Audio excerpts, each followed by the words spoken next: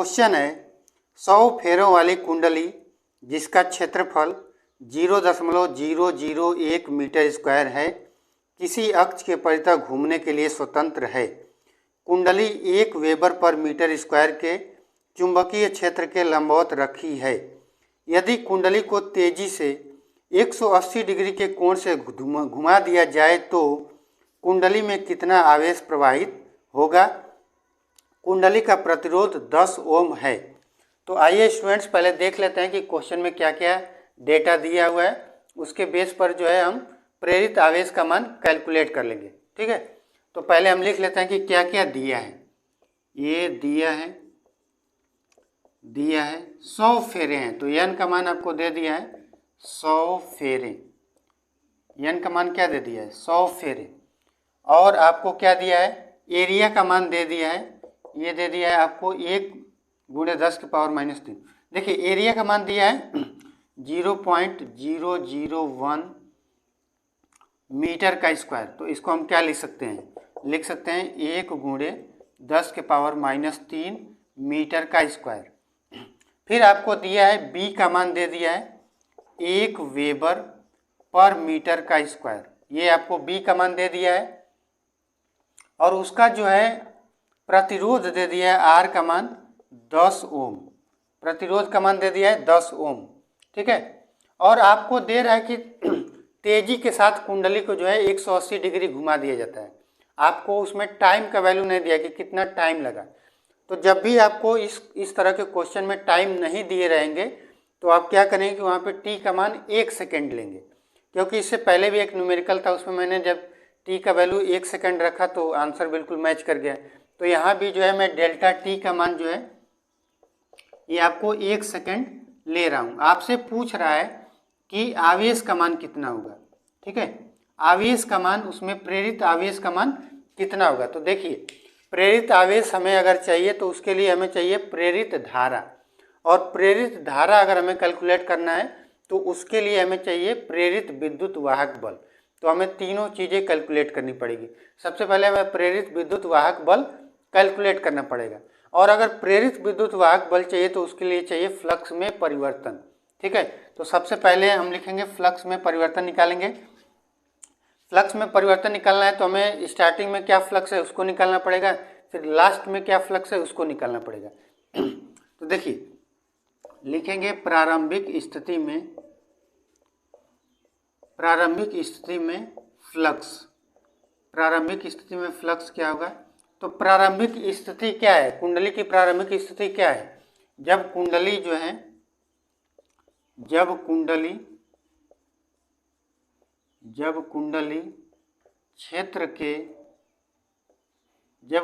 क्षेत्र के लंबवत है। ठीक है, अब जब कुंडली क्षेत्र के लंबवत है, ये मान लीजिए बी का डायरेक्शन है और हमें कह रहा है कि कुंडली क्षेत्र के लंबवत है। मान लेते हैं कि ये जो है एक कुंडली है और ये कह रहा है कि क्षेत्र के लंबवत रखिए। जब क्षेत्र के लंबवत है तो इसका एरिया वेक्टर क्या होगा, बिल्कुल इस डायरेक्शन में। अब देखिए बी का डायरेक्शन इधर और एरिया वेक्टर का डायरेक्शन इधर, दोनों सेम डायरेक्शन में है, तो थीटा का मान क्या हो जाएगा 0 डिग्री। ठीक है, तो इस केस में हम क्या निकालेंगे, देखिए अब इस केस में हम निकालेंगे φ1 बराबर क्या हो जाएगा BA cos 0 डिग्री। तो ये हो जाएगा cos 0 क्या आता है 1, तो ये बचेगा आपका BA। अब B का मान क्या है, तो B का मान 1 वेबर पर मीटर स्क्वायर। एरिया का मान क्या है, तो 1 × 10⁻³ मीटर का स्क्वायर। तो φ1 क्या हो जाएगा आपका, ये 1 का 1 में मल्टीप्लाई करेंगे तो 1 ही रहेगा, ये बचेगा आपका 10⁻³ वेबर। ठीक है, अब द्वितीय स्थिति में फ्लक्स कितना होगा, तो मैं लिख दे रहा हूँ द्वितीय स्थिति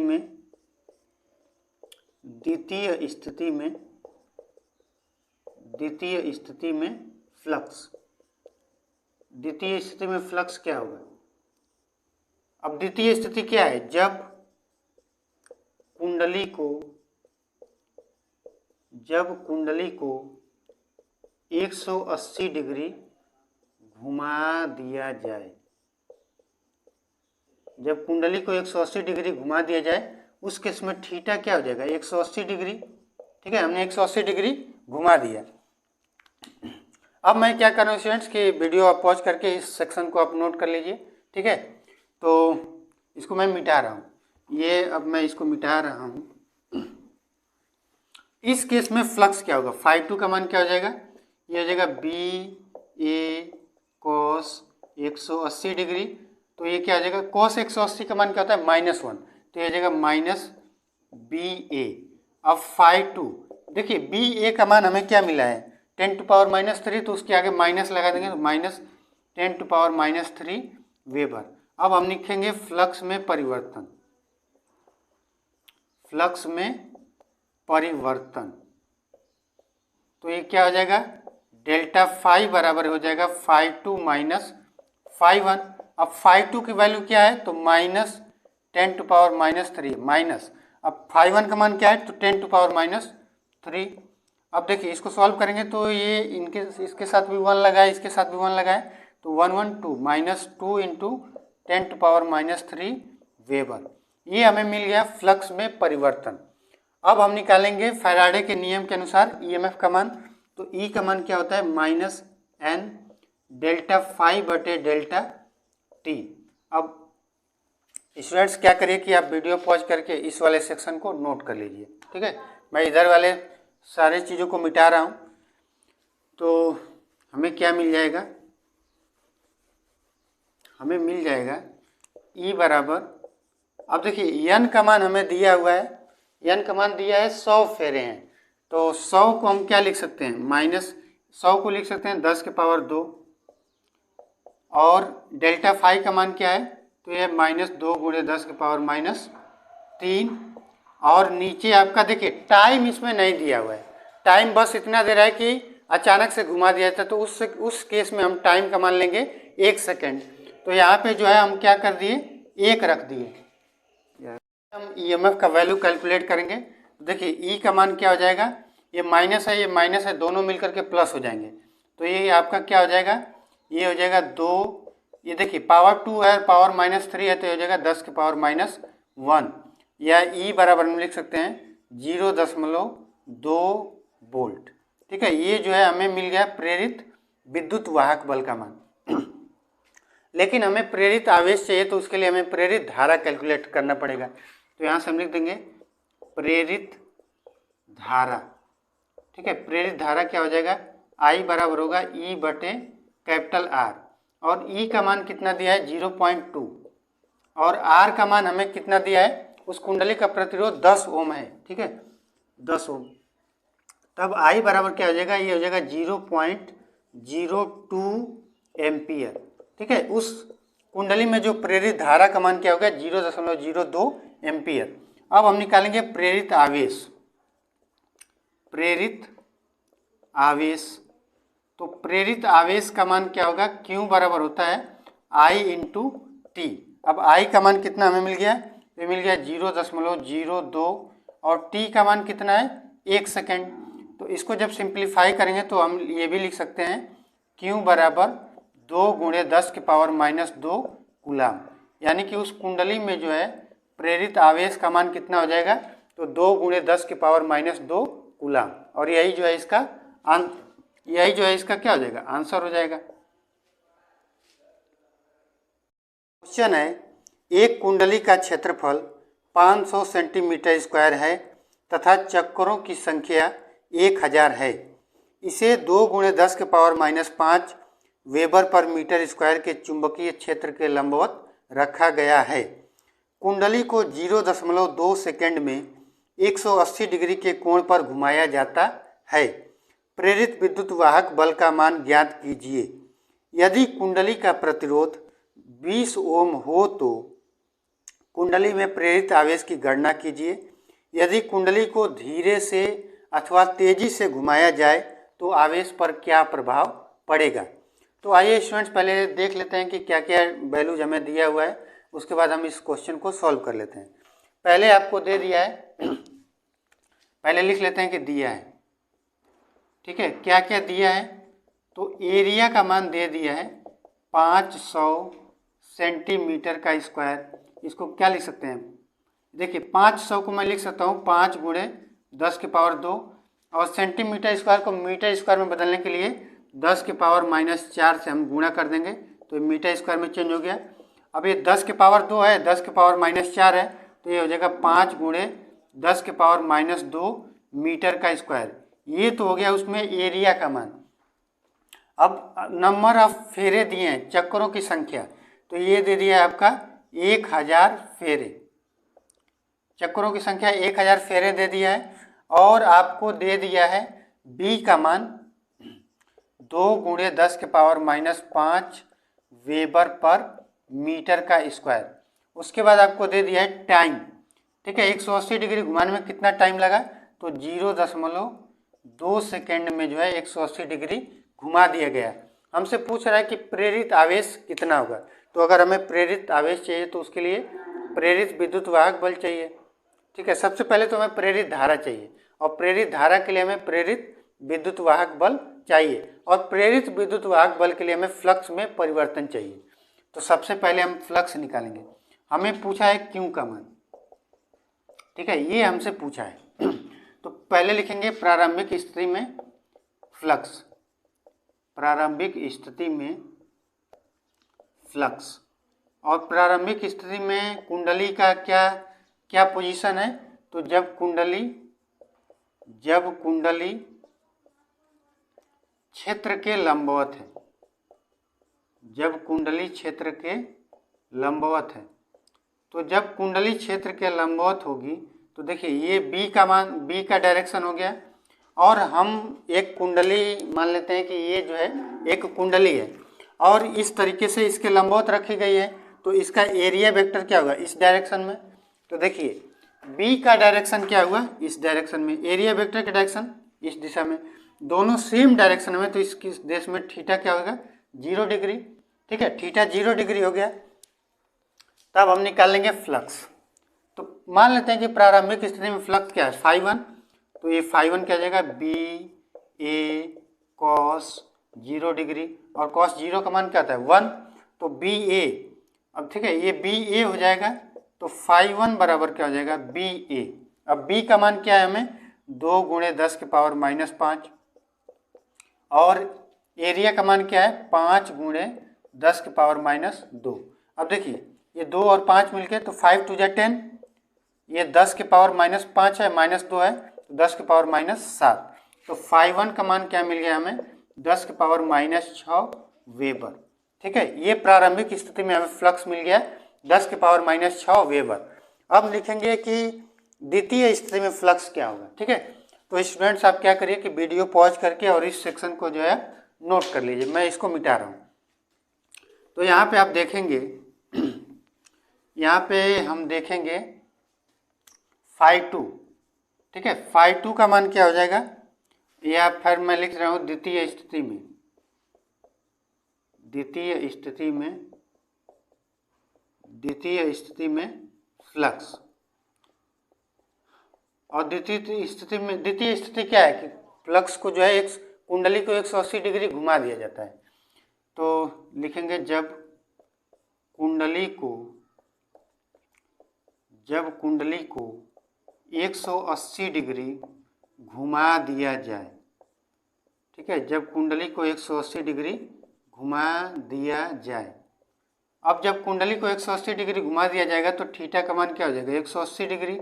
इस केस में φ2 का मान क्या हो जाएगा, बी ए कॉस 180 डिग्री, और हमें पता है कि कॉस 180 का मान क्या होता है, -1, तो ये हो जाएगा -बी ए। तो φ2 क्या हो जाएगा, अब देखिए माइनस तो लगेगा, बी ए का मान हम कैलकुलेट कर चुके हैं, क्या है 10⁻⁶, तो क्या करेंगे 10⁻⁶ लिख देंगे वेबर। अब हम लिखेंगे फ्लक्स में परिवर्तन, फ्लक्स में परिवर्तन।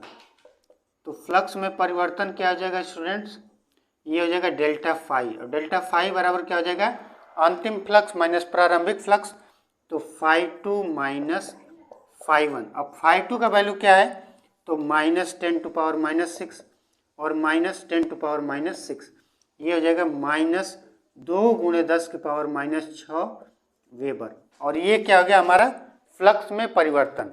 अब हम निकालेंगे कि फ्लक्स में परिवर्तन होने की वजह से कितनी प्रेरित विद्युत वाहक बल पैदा होगी। तो स्टूडेंट्स आप क्या करिए, वीडियो पॉज करिए और इस सेक्शन को जो है आप अपनी नोटबुक में नोट कर लीजिए। इसको मैं मिटा रहा हूँ। अगर मैं इसको मिटा रहा हूँ तो देखिए फ्लक्स में परिवर्तन की वजह से ईएमएफ क्या होगा, तो फैराडे साहब का जो नियम है E बराबर होता है -n डेल्टा फाई बटे डेल्टा टी। अब माइनस n का मान कितना है, 1000 फेरे हैं, 1000। तो 1000 को हम क्या लिख सकते हैं, 10 की पावर 3, ये हो जाएगा आपका 10 की पावर 3। और डेल्टा फाई का वैल्यू हमने क्या कैलकुलेट किया है, तो -2 गुणे 10 की पावर -6। डेल्टा टी का मान दिया हुआ है 0.2 सेकेंड, ठीक है, तो इसको हम लिख देंगे 0.2 सेकेंड। अब हम कैलकुलेट करेंगे तो माइनस और माइनस मिलके मतलब गुणा करेंगे तो प्लस हो जाएंगे, तो ये हो गया 2। अब देखिए -6 है और पावर 3 है तो 10 टू पावर -3, और ये 0.2 है तो इसको क्या लिख सकते हैं, 2 गुणे 10 की पावर -1। ये 2 से 2 तो कैंसिल हो जाएंगे, तो बचेगा क्या, ये हो जाएगा 10 टू पावर -2 वोल्ट, ठीक है। तो उसमें ईएमएफ कितना आ गया, 10 की पावर -2 वोल्ट का जो है उसमें ईएमएफ आ गया। अब हम निकालेंगे कि प्रेरित धारा कितनी होगी। प्रेरित धारा तो I बराबर होता है E बटे कैपिटल R। अब E का मान कितना है, तो 10 टू पावर -2, और R का मान कितना है, तो हमें कुंडली का जो है प्रतिरोध दे दिया है।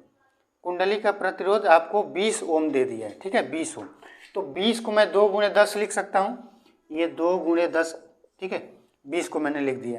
अब मैं क्या कर रहा हूँ स्टूडेंट्स कि इधर वाले सेक्शन को मैं मिटा रहा हूँ, आप वीडियो पॉज करेंगे और इसको आप नोट कर लेंगे। अब इसको मैं मिटा रहा हूँ, तो अब देखिए इसको सॉल्व करेंगे। ये क्या बन गया, ये 1/2 को हम क्या लिख सकते हैं, 1/2 को 0.5 लिख सकते हैं, ठीक है। अब देखिए 10 टू पावर 10 है, 10 टू पावर 10 मतलब सॉरी 10 है, तो 10 टू पावर क्या होगा 1। अब इसको मैं ऊपर ले आऊँ तो 10 टू पावर -3 हो जाएंगे, -2 ऑलरेडी है, तो ये हो जाएगा 10 टू पावर -3 एम्पियर, ठीक है। इतना जो है उसमें प्रेरित धारा हो जाएगी। तब हम लिखेंगे प्रेरित आवेश, ठीक है, प्रेरित आवेश। तो प्रेरित आवेश का मान क्या हो जाएगा, Q बराबर हो जाएगा I इंटू टी। अब I का मान कितना है, तो 0.5 गुणे 10 के पावर -3, और टाइम कितना है 0.2 सेकेंड। अब देखिए इसको थोड़ा सा मैं सिंप्लीफाई कर रहा हूँ, तो इसको मैं क्या लिख सकता हूँ, 0.5 इंटू 10 टू पावर -3, 0.2 को मैं लिख सकता हूँ 2 गुणे 10 के पावर -1। अब देखिए ये हाफ है मतलब आधा है, इसका जब 2 गुना करेंगे तो 1 हो जाएगा, यानी कि 0.5 में जब 2 से मल्टीप्लाई करेंगे तो 1 हो जाएगा। ये क्या जाएगा 1 गुणे 10 के पावर -4 क्यू का मान क्या गया, 1 गुणे 10 के पावर -4 कूलाम। तो उस कुंडली में जो है आवेश का मान कितना हो जाएगा, 10 के पावर -4 कूलाम। अब लास्ट में आपसे क्वेश्चन पूछा है कि अगर कुंडली को तेजी से घुमाएं या कुंडली को धीरे से घुमाएं तो उसमें आवेश के मान में क्या फर्क पड़ेगा। तो देखिए स्टूडेंट्स, जो कुंडली में आवेश का जो मान होता है वो टाइम से स्वतंत्र होता है, टाइम से इंडिपेंडेंट होता है। आप कुंडली को धीरे से घुमाइए या कुंडली को तेजी से घुमाइए, उसमें आवेश का मान सेम रहेगा।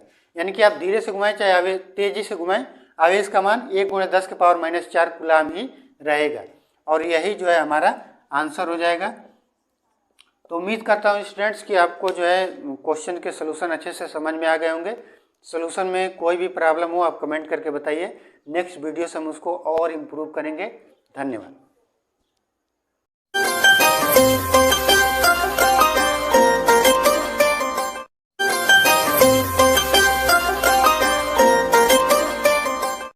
सब्सक्राइब करने के लिए भी आपको कहना पड़ेगा क्या?